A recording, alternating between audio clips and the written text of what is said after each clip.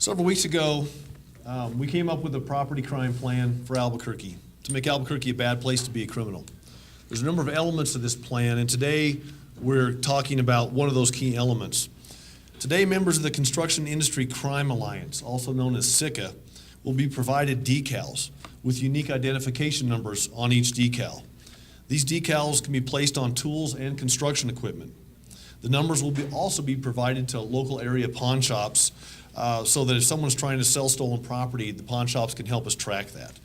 The numbers will also be given to all Albuquerque Police Department field officers. The idea for the numbers came from CICA members themselves. These are industry members inside the construction industry. These members also came together and donated $1,900 to help buy these decals. CICA is another unique partnership between APD and the construction industry that was formed 18 months ago.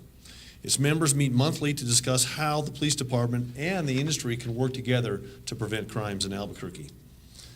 The fact is this: the police department can't solve every crime alone. This is a perfect example of the city and the industry working together to fight property crime. I'd like to introduce Margot Maher with the Associated General Contractors and let her say a few words about this. But before I do, let me just say, this is what we're talking about. When we talk about crime, there's three parts of the equation. There's criminals, there's public safety, and there's a community. It needs to be 2 against 1. And this is a perfect example of a 2 against 1 philosophy where we're going to allow construction professionals in the construction industry to tag their equipment, work with our associates in the pawn shop industry, and work with APD, and we're going to track these. We're going to make it difficult to be a criminal in Albuquerque. So, Margaret, would you come up and say a few words as well? Thank you, Mayor Berry and Chief Schultz, Darren White, those assembled in the room. On behalf of the CICA program, I wanted to share the success of this program and the recovery of multiple pieces of equipment and tools. The access to instant reporting is what has enabled us to succeed in this program because we can get the word out immediately. It has also helped the construction industry and all of the partners, which there's 57 partners now, and we're looking to grow that by 4 and 5 times more.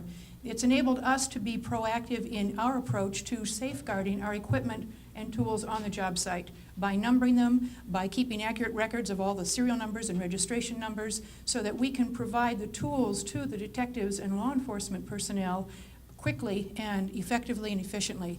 This is a terrific program that's allowing us to take back our community, our job sites, our properties, property materials, to do our work one criminal at a time. So we love this opportunity. We're spreading the word, and congratulations to the hardworking detectives that are our partners and all law enforcement personnel. Thank you.